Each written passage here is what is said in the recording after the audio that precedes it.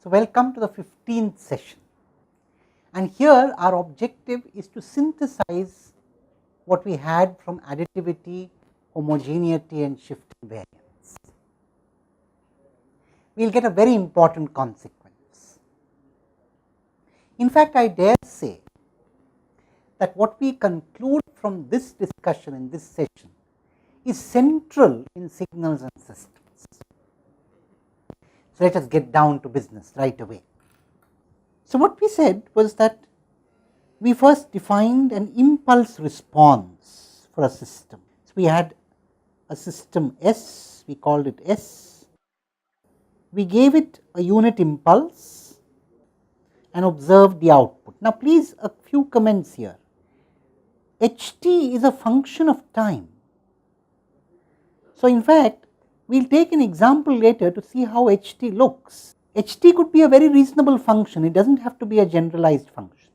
Unlike delta t, which is a generalized function, Ht need not be a generalized function. Of course, it could be. For example, suppose you have a trivial system, one that just puts out what it comes, what it takes in. In that case, Ht would be equal to delta t. So, an identity system would have an impulse response equal to the impulse. So, generalized functions are not unknown in impulse responses, but it is not necessary that every impulse response have generalized functions or impulses in them. Anyway, coming back again to this. Now, let us in particular invoke homogeneity first, or in fact, let us invoke shift invariance first and afterwards homogeneity. So, shift invariance. Let us shift the impulse by lambda. So, I have delta t minus lambda being given to the same system. Shift invariance would imply that the output should be h of t minus lambda. Now, let us invoke homogeneity. Take any function xt. By function, of course, I am talking about signals here. So, take any signal x, let us say t is fine, and observe at t equal to lambda. So, let me show it graphically for you. So, you have x of t, whatever it might be, and then I pick a particular point on t equal to lambda and put an impulse there. So, this is delta t minus lambda. This is how you should appreciate, this is how you should understand an impulse delta t minus lambda. And now, multiply it by x of lambda. So, at t equal to lambda, this is the value. So, of course, here what I am now going to do is to multiply x lambda by the impulse located at lambda. So, x at lambda multiplied by delta t minus lambda, just to be most general, what I will do is, it looked in the previous figure as if the impulse was of height equal to x lambda. Let us not do that, let us make them quite distinct. So, let us redraw the figure. I have x of t here, so I will just show a little segment of xt here. And I draw first a unit impulse at the point t equal to lambda. So, this is delta t minus lambda, a unit impulse placed at t equal to lambda. Now, I scale this unit impulse by x lambda. What is x lambda? X lambda is this. So, it should look something like this. Perhaps let us draw it back in black now. So, this is x lambda into delta t minus lambda, and this is what I am talking about as the input to the function. So, what does homogeneity tell me now?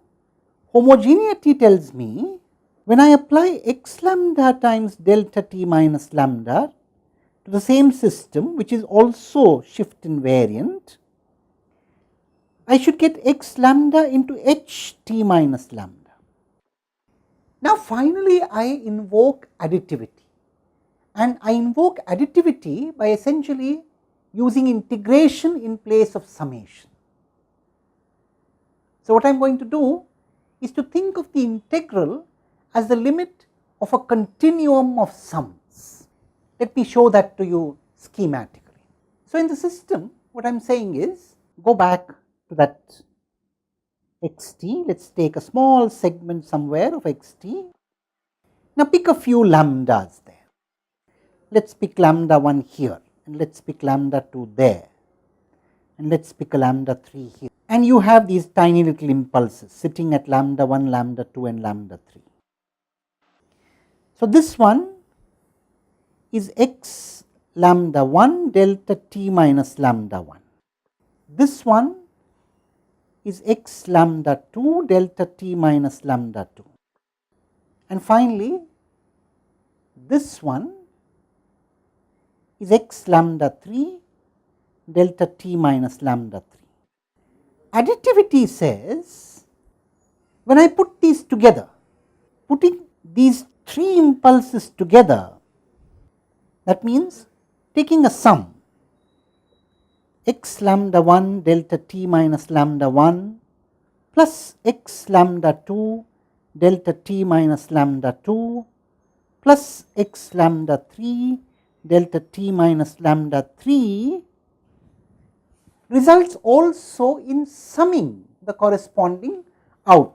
So, when you put this into the system, what you would get is x lambda 1 h t minus lambda 1 plus x lambda 2 h t minus lambda 2 plus x lambda 3 h t minus lambda 3.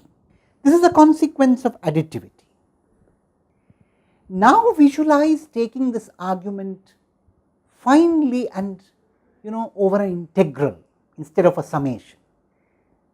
So, visualize these points lambda 1, lambda 2, lambda 3 coming closer and closer and taking all the continuum of points all over the time axis.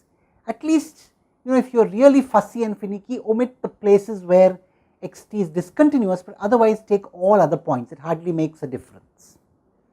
In all those continuums of impulses, 1 or 2 points dropped here and there, isolated points of discontinuity is not a problem. So, now we make a formal statement. Now, instead of adding over different lambdas, when I bring these lambdas into a continuum and I integrate, the integral is the limit of a sum, and if I invoke additivity, then I also get the corresponding integral in the output, and that is the central idea here. So, let us write that down. So, what we are saying is, I have the same system, I apply to it minus infinity to plus infinity x lambda delta t minus lambda d lambda as the input, and the system is additive. Additivity is now invoked. So, I should get the output minus infinity to plus infinity x lambda h t minus lambda d lambda. Now, this is a very important statement. What is this? This is just x of t. We have made a very profound statement. Let us spend a minute on it. We have said, give me any input xt which is reasonable. By reasonable meaning, I could think of it as a combination of impulses properly weighted and then brought together in a continuum. Give me any such xt, and if I knew what the system did to one of those impulses, just a unit impulse located at 0, I know what the system does to any xt. So, the impulse response, the response of the system to a unit impulse tells me everything about the system. It tells me what output would emerge when any input xt is given to it. A very profound statement indeed. And as I said, this is kind of central to the whole course on signals and systems. We shall say much more about this in the coming session.